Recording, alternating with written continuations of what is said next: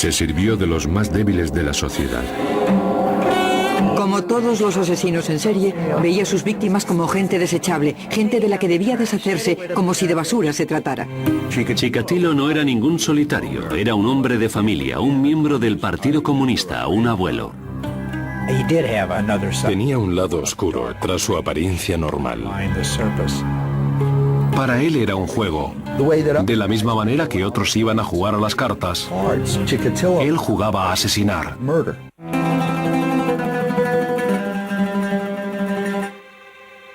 Rostov del Don, Rusia, octubre de 1982.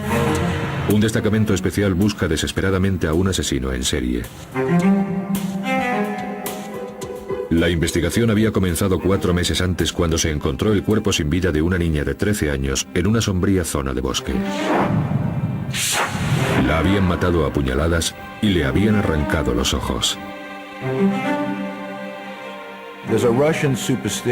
Existe una superstición rusa que dice que lo último que la víctima de un asesino ve se queda grabado en sus ojos.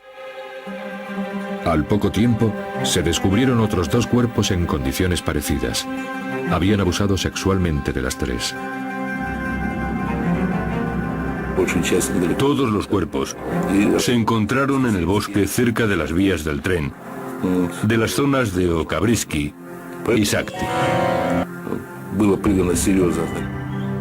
Al principio, la naturaleza cruel y ritualista de los asesinatos llevó a la policía a sospechar que se estaban llevando a cabo cultos satánicos o que un grupo de gente estaba recolectando órganos para trasplantes. La policía también se preguntaba si los responsables serían un grupo de retrasados mentales de la zona, por lo que llamaron a la investigación el caso de los tontos. Ninguna de estas teorías resultaron ser ciertas. En la era soviética, los investigadores locales no estaban preparados para entender la naturaleza tan cruel de los asesinatos. Nunca se habían encontrado con un caso de este calibre y eran reacios a admitir que este tipo de cosas podían suceder en un estado comunista. Lo único que podían hacer era recopilar pruebas. Hicimos un trabajo muy escrupuloso que fue desde la identificación de los cuerpos hasta las pruebas forenses de los restos. A pesar de sus esfuerzos, el número de asesinatos aumentaba. En 1984 habíamos encontrado un total de 23 cuerpos. Algunos de los cadáveres eran recientes, lo que nos ayudó a hacernos una idea de las heridas de las víctimas y del comportamiento del asesino en la escena del crimen. Muchas de las víctimas eran chicas y chicos jóvenes que habían sido encontrados en los bosques de los alrededores de Rostov. Todos habían sido mutilados.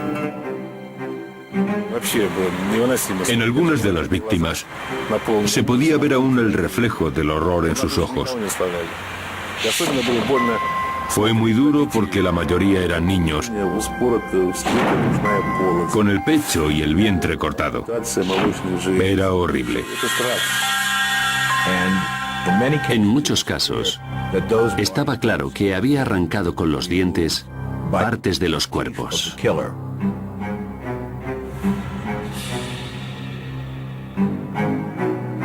Muchos de estos cadáveres se encontraron cerca de estaciones de trenes y autobuses, lo que indicaba que el asesino era una persona que utilizaba los medios de transporte soviéticos muy a menudo.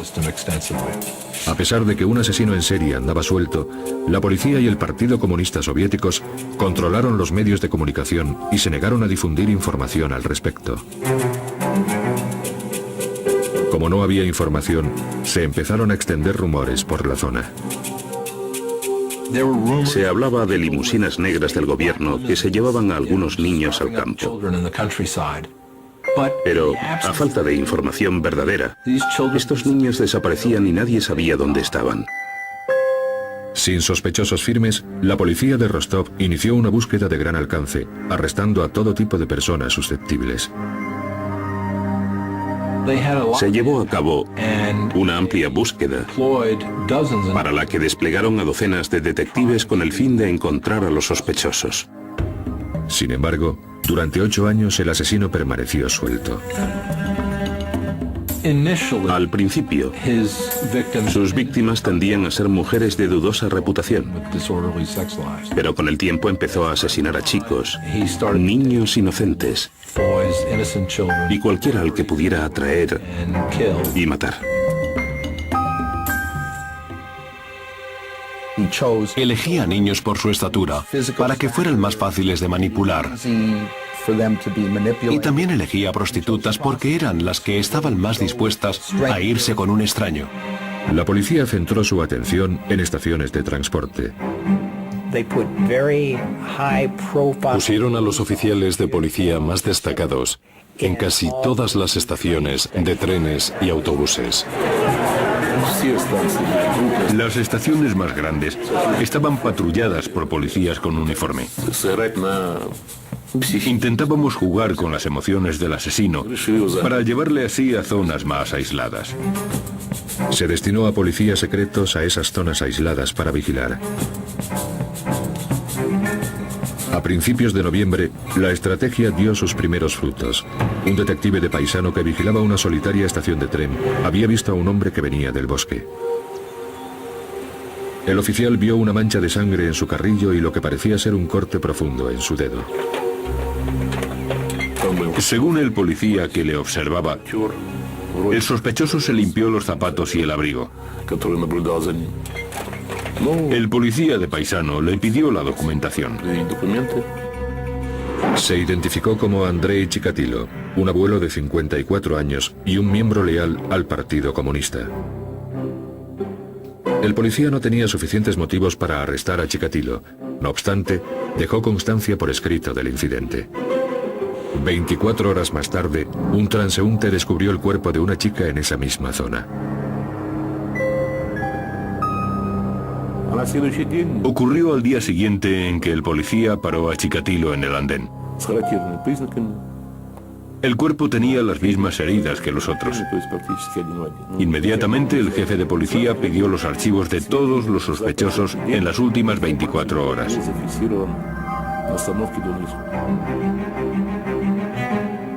El 20 de noviembre de 1990, Andrei Chikatilo fue detenido en un mercado de Rostov. Los investigadores grabaron el arresto en vídeo. Había salido del bar con una cerveza e intentó establecer contacto con un chico. Sospechamos que podía intentar llevarse al chico con él, por lo que arrestamos a Chikatilo. Chikatilo era sospechoso de haber cometido más de 30 asesinatos. Sin embargo, la policía no tenía ningún testigo presencial ni pruebas concluyentes. Los detectives necesitaban desesperadamente pruebas de su culpabilidad. Necesitaban una confesión.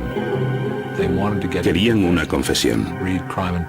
Cuando lees Crimen y Castigo de Dostoyevsky, te das cuenta de la importancia de la confesión en la cultura rusa.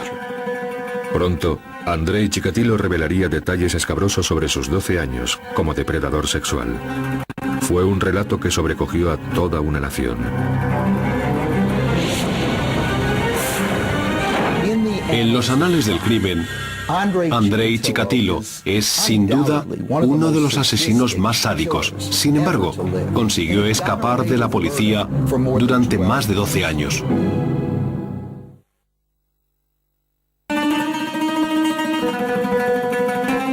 Noviembre de 1990. La policía de Rostov del Don, Rusia, interrogaba al sospechoso de asesinato Andrei Chikatilo. Durante 12 años, un sádico asesino había violado y matado a docenas de mujeres y niños. Las autoridades estaban convencidas de que Chikatilo era culpable. Pero este padre de 2 niños no lo admitía.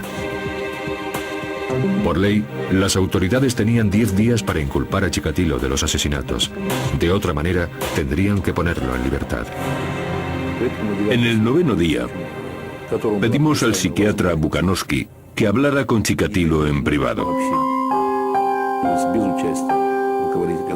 Pasó el día entero con él, desde muy temprano hasta muy tarde.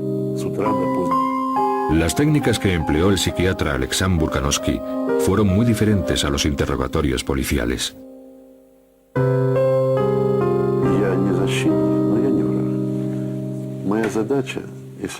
Le expliqué que no era ni su enemigo ni su defensor. En el lenguaje médico no existen las palabras culpable o mal. Yo no era juez, simplemente médico. Chikatilo se abrió con Bukanovsky. Tras varias horas de conversación, empezó a confesar sus crímenes. Creo que, de alguna manera, quería que le cogieran. No me puedo creer que alguien que haya hecho ese tipo de cosas durante tantos años y que viva en un infierno que él mismo ha creado, no quiera salir de allí. Incluso nos enseñó orgulloso varias de las técnicas que empleaba en el gimnasio del KGB, técnicas en las que utilizaba muñecos que representaban a las víctimas.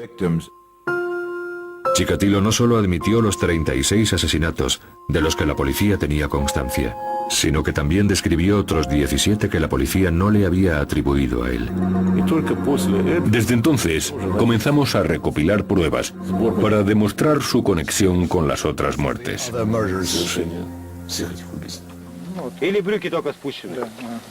Нет, как, ага, я вот не понял этого.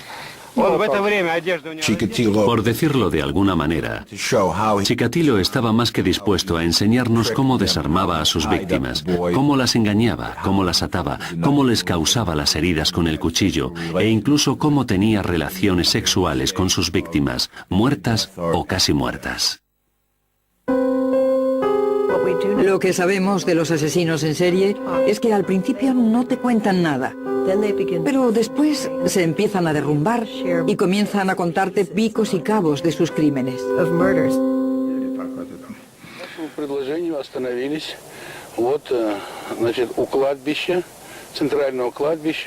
La tarde del 7 de diciembre de 1990, la policía llevó a Chikatilo a la localidad de Shakti.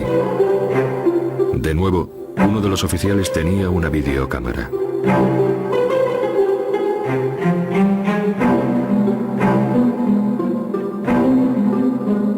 Caminando entre las lápidas de un pequeño cementerio, Chikatilo les llevó hasta una tumba poco profunda y sin nombre.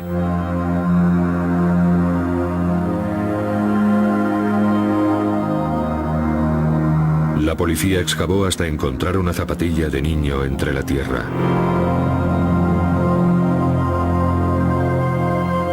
Chikatilo miraba con toda tranquilidad, indiferente a lo que sucedía. Sin embargo, estos horrores sobrecogerían a todo el país. ¿Qué pudo haber creado a este asesino brutal? ¿Cómo pudo haber matado a tantas personas durante tanto tiempo? ¿Qué llevaría a una persona a traspasar esa línea y a convertirse en un criminal en serie de ese tipo?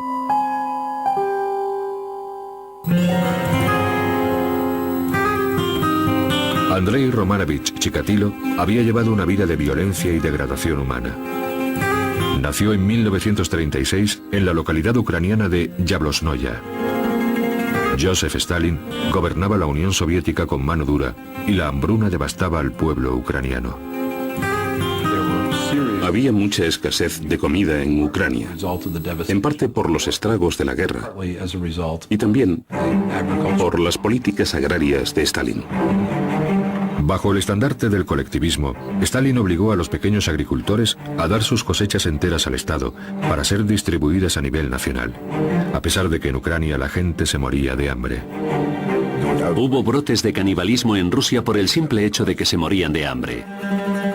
Las noticias sobre el canibalismo se hicieron tan frecuentes que pasaron a formar parte de la cultura popular.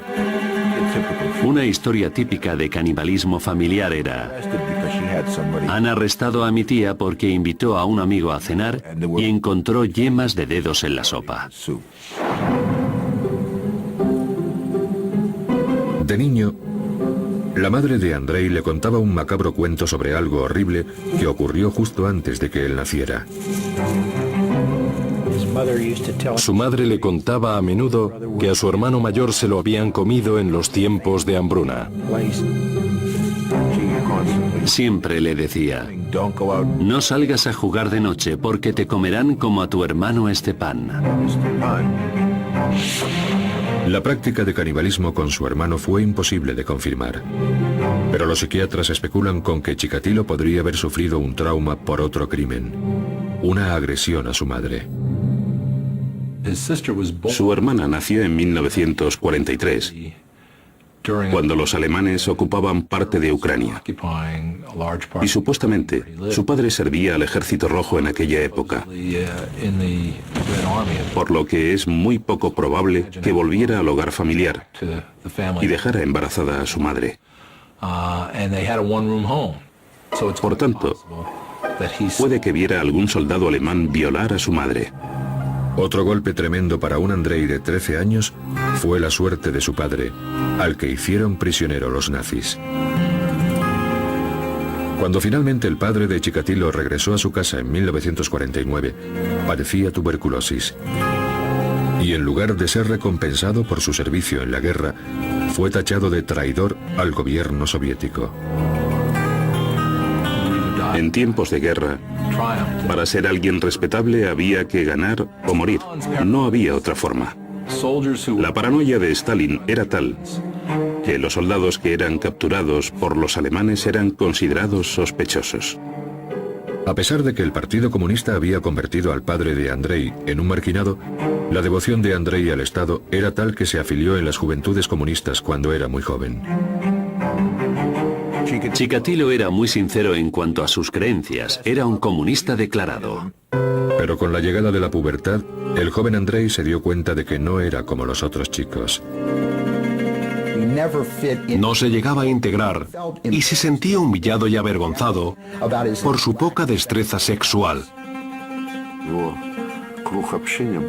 Su círculo social estaba formado por chicos más jóvenes que él, con los que se sentía más cómodo porque le entendían mejor. Y también estaba a gusto con gente mayor porque le consideraban un buen chico. De adolescente le gustaban las chicas, pero se sentía humillado cuando era incapaz de realizar el acto sexual. En la cúspide de su atractivo físico, inició una relación con una chica del pueblo. Pero su impotencia destrozó dicha relación y se convirtió en objeto de habladurías. Fue otro insulto más a la frágil imagen que tenía de sí mismo, y también un descubrimiento que le atormentaría el resto de su vida.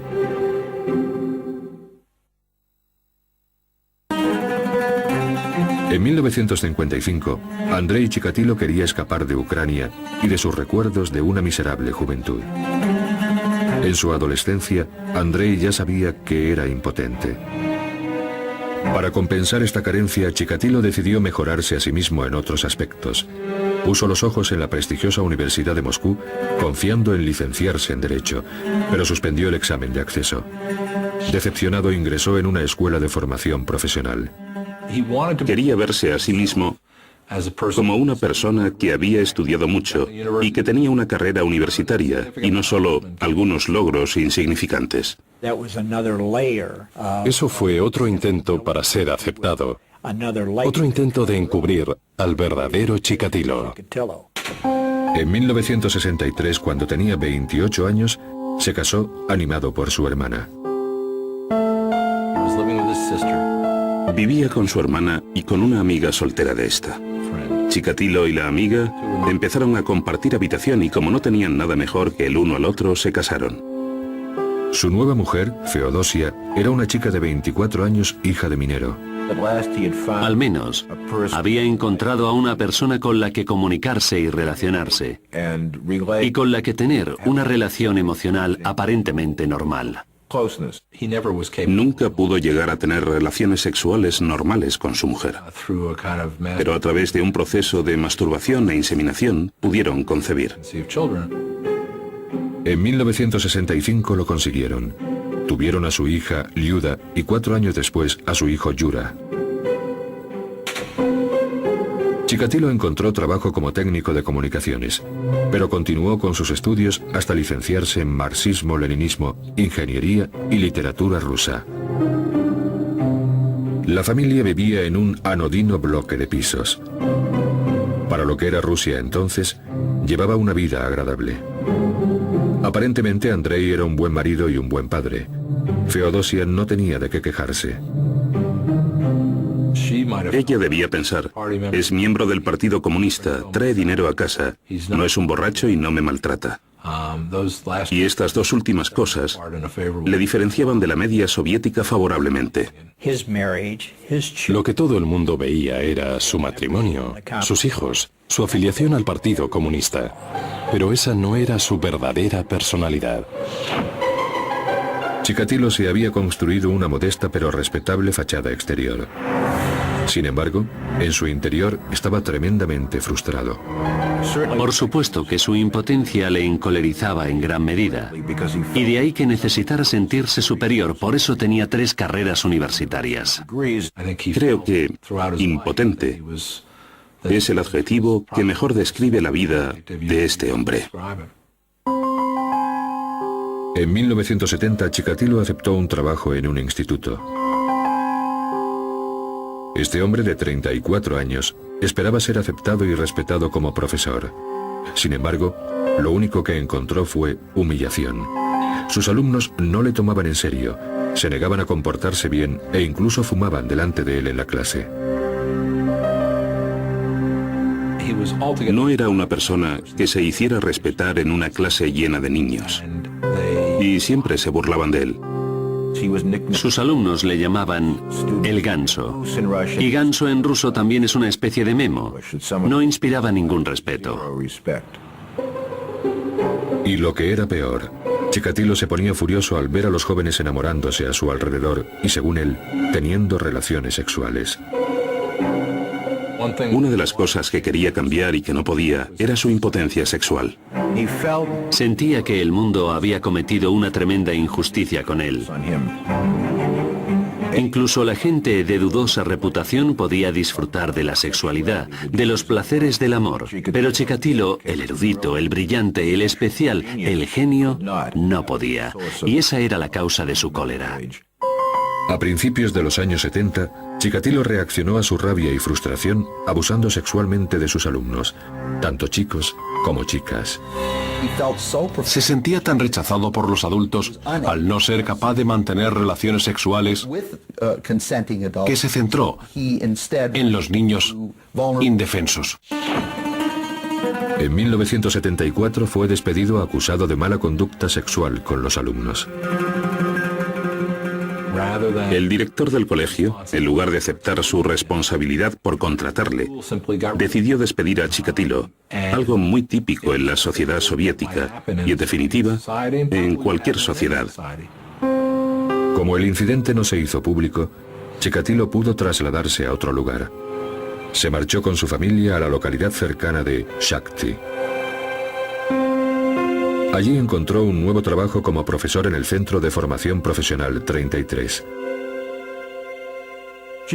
La mujer de Chikatilo sabía que había tenido algunos problemas, molestando a algunos de sus estudiantes, pero prefirió no darle importancia y perdonar a su marido.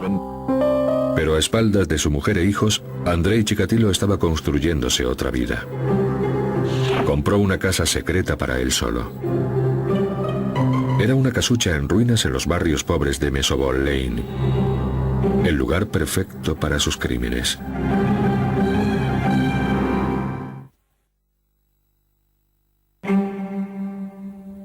En Shakhty, Rusia, Andrei Chikatilo tenía la imagen de un abnegado padre de familia.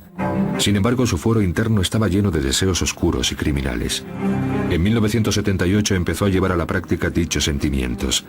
Primero, se hizo con una casucha en un barrio marginal. En diciembre llevó allí a una niña de 9 años. Su nombre era Yelena Sakhotnova. Sus amigos la llamaban Lena. La había conocido en una parada de autobús y le había ofrecido un chicle, algo que los niños soviéticos ven poco. Y se fue con él a la casa. Se topó con esta niña y descubrió con ella que la violencia en el cuerpo de una menor era algo que le excitaba en gran medida. Cuando comenzó a abusar de ella, se excitó más y quería más contacto sexual con ella.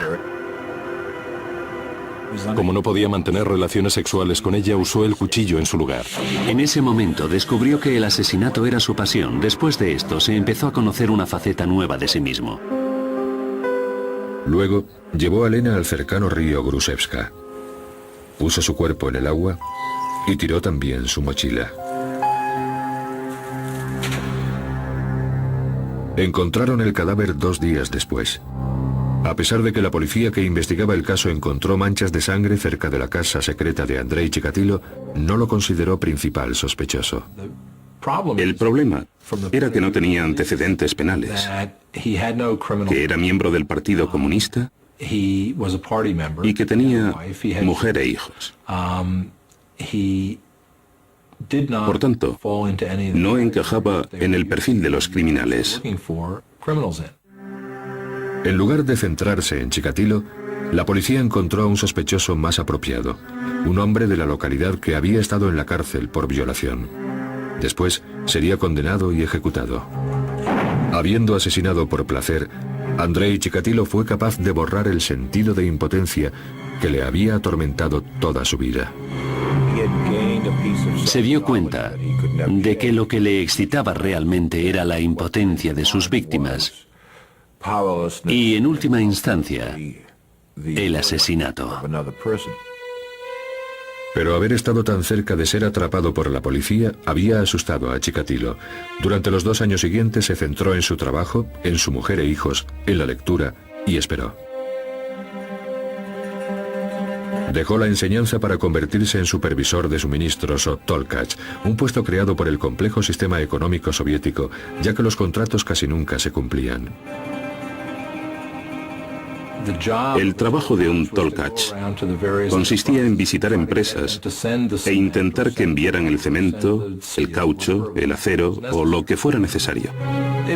Para él era normal viajar durante varios días para ir a las empresas de suministros y no tenía ningún tipo de supervisión.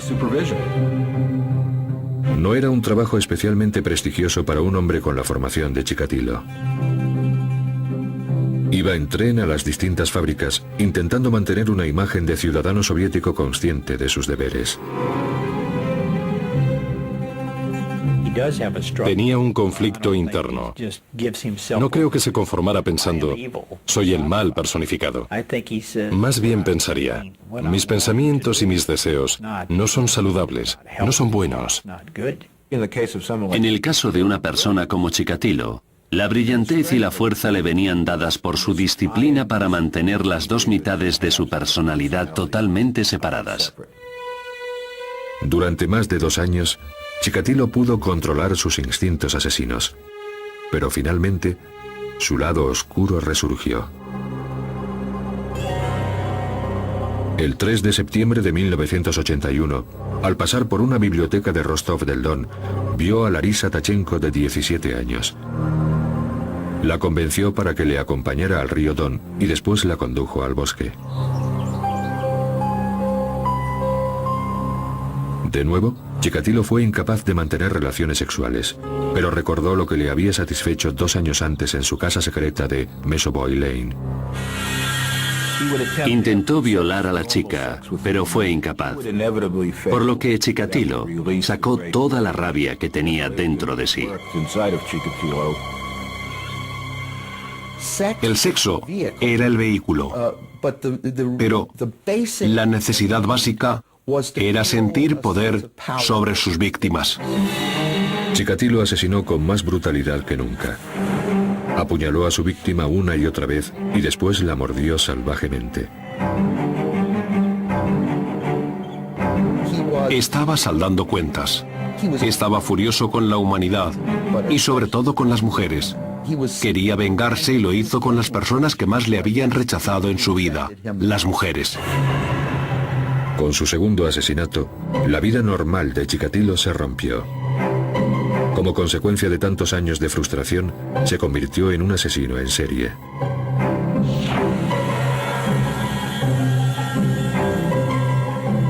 Era un hombre impotente. ¿Qué significa la palabra impotente? Significa que no tiene poder. Por tanto, cuando estaba con niños o con mujeres, lo esencial para él era la dominación física y el control sobre sus víctimas. La satisfacción se mezcló con la rabia y la hostilidad, y llegó un momento en que no las pudo separar. Matar le excitaba cada vez más e incluso llegaba a eyacular espontáneamente mientras mutilaba a sus víctimas. Después, cortaba partes del cuerpo de la víctima. Chikatilo admitió hacer incisiones, sacar úteros, aunque no confesó que también se los comía. Solo dijo, me gustaba mordisquearlos. ¿Eran tan rosas y blanditos? Esas fueron sus palabras. Lo que había empezado como una búsqueda de satisfacción sexual se había convertido en numerosos asesinatos, los peores de la historia rusa.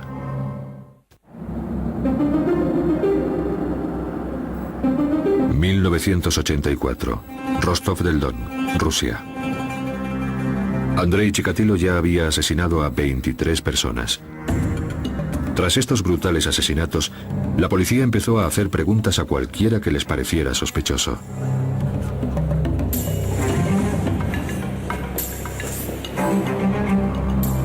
El 13 de septiembre, 2 detectives de Rostov vieron a un hombre de 1,80 m de estatura con una gorra negra de pelo. Estaba intentando entablar conversación con una chica. Decidimos no arrestarle allí mismo, para seguirle y ver qué hacía. Los oficiales seguían a Chikatilo cuando abordaba a las chicas. Pero un día vieron tocando a una prostituta en una solitaria estación de tren. Este acto de lascivia pública fue suficiente para arrestarle. Se identificó como Andrei Chikatilo. Llevaba un pequeño maletín de cuero. Llevaba un maletín con vaselina, cuerdas y cuchillos. Eso para mí es todo un equipo para matar. Tras interrogar a Chikatilo, los investigadores descubrieron que era un abnegado padre de familia y también un miembro leal al Partido Comunista. Finalmente fue puesto en libertad. Estaban buscando a un asesino joven con antecedentes penales, alguien que encajara en el perfil de pervertido. Tenía pelo canoso, gafas gruesas, era alto y delgado y tenía barriga. Físicamente era normal y corriente, un soviético más. Además, los laboratorios de la policía fueron poco eficientes con sus análisis de sangre, que era lo que podía haberle vinculado con los crímenes. La policía rusa se encontraba en la Edad Media por lo que respecta a la tecnología y al nivel organizativo. Y normalmente, las muestras de sangre y esperma se perdían. Eso es un ejemplo de las carencias de la ciencia y de las capacidades productivas soviéticas. Chikatilo era libre para matar de nuevo.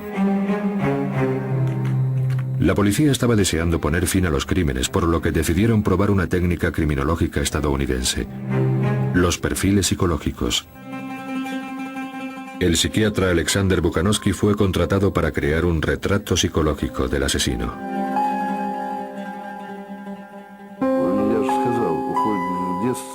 Preparar el perfil criminal me llevó meses de duro trabajo. Tuve acceso a documentación secreta que nunca se había publicado. Analizando estas pruebas, Bukanovsky hizo una intrigante descripción del criminal. Bukanovsky dijo que el homicida era insociable y que era un enfermo, o más bien un pervertido sexual. También dijo que quizá viviera solo o con una esposa, en cuyo caso no tendría relaciones sexuales con ella. Sin embargo, la policía tardó 6 años más en capturar a Chikatilo. Muchos de los factores que provocaron la desaparición de la Unión Soviética también influyeron en el caso Chikatilo, permitiéndole cometer asesinatos durante tanto tiempo. Finalmente, el 20 de noviembre de 1990, tras 12 años de asesinatos y 52 víctimas, Andrei Chikatilo fue arrestado. El perfil del Dr. Bukanovsky había demostrado ser escalofriantemente preciso. En su confesión dijo que disfrutaba con los gritos, la sangre y el dolor de sus víctimas. Evidentemente, era un sádico sexual. Lo que el asesino en serie aprende con su primer crimen es a tener control. Porque hasta ese momento nunca se han sentido verdaderamente a cargo de una situación. Para la mayoría de la gente, el sexo es la mayor fuerza motivadora. Es el deseo de procrear, el deseo de ser un ser sexual. De ahí venía su frustración y su humillación contra las que luchó durante toda su vida. Primavera de 1992. Andrei Chikatilo, un abuelo de 56 años y un miembro leal al Partido Comunista, estaba acusado de una ristra de horribles y brutales asesinatos.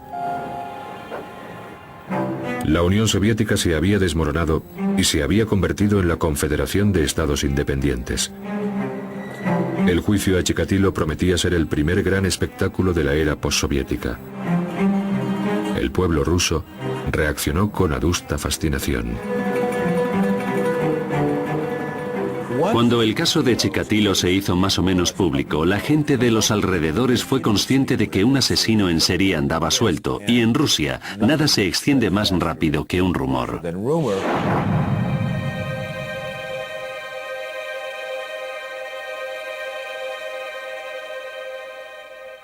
Pronto empezarían a llamar a Chikatilo el carnicero de Rostov.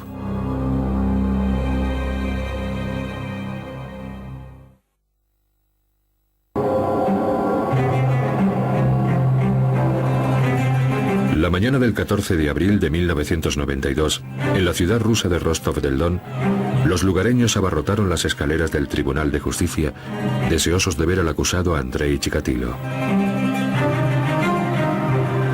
Durante meses, los periódicos se habían referido a él como el Destripador Rojo o el Carnicero de Rostov. Chikatilo llevaba una camisa de las Olimpiadas que le habían facilitado en el juzgado. Y le habían rapado la cabeza, algo que se hacía normalmente para evitar piojos. Cuando comenzó el juicio, parecía más un circo que un juicio por asesinato. Estaba en una jaula de hierro grande para protegerle de los padres de las víctimas. Nunca pudo sentarse en una mesa ni conversar con su abogado de la manera que un ciudadano occidental lo hubiera hecho. Fue una escena curiosa. En los asientos públicos se encontraban las familias de las víctimas que querían verle ejecutado. Y si hubieran podido hacerlo ellos mismos, lo habrían hecho. La reacción de los padres de las víctimas fue comprensiblemente muy dura. Cuando lo vieron en la jaula, la gente gritaba: «Dejádnoslo a nosotros». Pero ¿qué se podía esperar de unos padres que habían perdido a sus hijos por culpa de este hombre? Al otro lado de la sala se encontraba el juez Leonid Kusanov, flanqueado por ciudadanos ordinarios, o el equivalente ruso al jurado occidental. El juez leyó la lista de los cargos. Las pruebas llenaban 222 registros. Las historias que contaban eran horribles. Las edades de las víctimas iban de 8 a 45 años y eran tanto mujeres como hombres. Si el último propósito del acto sexual es crear vida, la idea de Chikatilo era alcanzar el orgasmo con la muerte de su víctima. Era antisexo y antivida. El juez estuvo leyendo durante 2 días la lista de acusaciones. El 16 de abril se permitió al acusado dirigirse al jurado. Las familias de las víctimas le insultaron y hubo quien se desmayó. En una complicada declaración de 2 horas, Chikatilo se describió a sí mismo como un hombre a quien le habían robado los genitales. Impotente de nacimiento, Chikatilo afirmó que sus problemas sexuales le habían llevado a cometer dichos crímenes. Reafirmó que nunca planificó sus asesinatos, sino que lo hacía cuando perdía el control sobre sí mismo. En algunos momentos parecía que quería hacer ver que estaba loco. Una de las veces que yo fui, empezó a saltar y a gritar al juez, y después se bajó los pantalones. Otras veces empezaba a maldecir y a gritar. La mayoría de los observadores creían que el comportamiento de Chikatilo en la sala era para inspirar lástima. Si se le consideraba demente, le llevarían a un hospital psiquiátrico. Si se le consideraba cuerdo, lo ejecutarían. En Rusia, las ejecuciones consistían en un disparo a la cabeza. La definición de cordura y demencia desde un punto de vista legal es cuando la persona en cuestión puede diferenciar el bien y el mal. Esta es una definición internacional válida también en la Unión Soviética. El juicio duró 6 meses. En él, Chikatilo se presentó como una víctima desgraciada de la indiferencia y una metáfora horrible del fallido experimento social que fue Rusia. En su defensa, culpó a Stalin, a sus padres, al canibalismo provocado por la hambruna, al Partido Comunista e incluso a su tipo de sangre. La acusación llegó a afirmar que Andrei Chikatilo era el asesino más calculador y diabólico de todos los tiempos. Sus crímenes fueron nauseabundos, pero yo no creo que fuera un enfermo mental ni un demente. Era una mala persona, pero no estaba loco. Era muy astuto, pero no loco. El 14 de octubre de 1992 sería el día en que se reconoció a Andrei Chikatilo como un asesino en serie. El juez Leonid Akusanov tardó 2 meses en escribir la sentencia final. Todo el mundo sabía que le iban a condenar. Y todo el mundo conocía la sentencia, pero había mucho interés en seguir todo el proceso.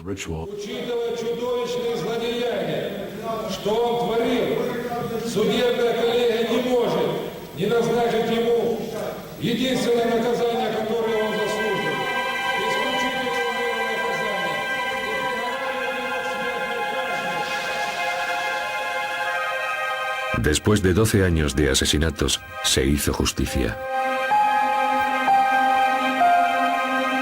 El 15 de febrero de 1994, Andrei Chikatilo fue acompañado por los pasillos de la cárcel de Rostov a una celda privada donde lo ejecutaron con un disparo en la cabeza.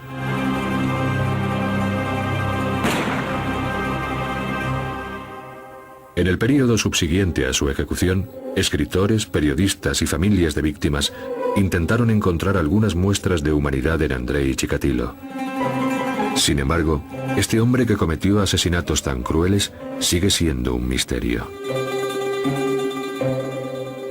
Él mismo habló de sus motivaciones, pero nunca con la suficiente sinceridad como para explicar los espantosos crímenes que cometió a lo largo de su vida. Después de haber visto los cuerpos sin vida de tantas víctimas, creo que es normal que le odie. Sentí un gran alivio cuando finalmente capturamos a Chikatilo y me di cuenta de que nunca controló lo que estaba haciendo. Era una persona enferma que actuaba en contra de su voluntad. Se le puede considerar víctima de sus circunstancias o mala persona que conscientemente asesinó a sus víctimas. Pero la maldad que creció dentro de él no era algo extraño al ser humano. Quizás la sentencia final de Andrei Chikatilo fue escrita por él mismo. Una expresión de culpabilidad y de odio a sí mismo que deja ver su naturaleza violenta y espeluznante. Y ahora, mi cerebro debería hacerse pedazos y examinarse para que no haya otros como yo.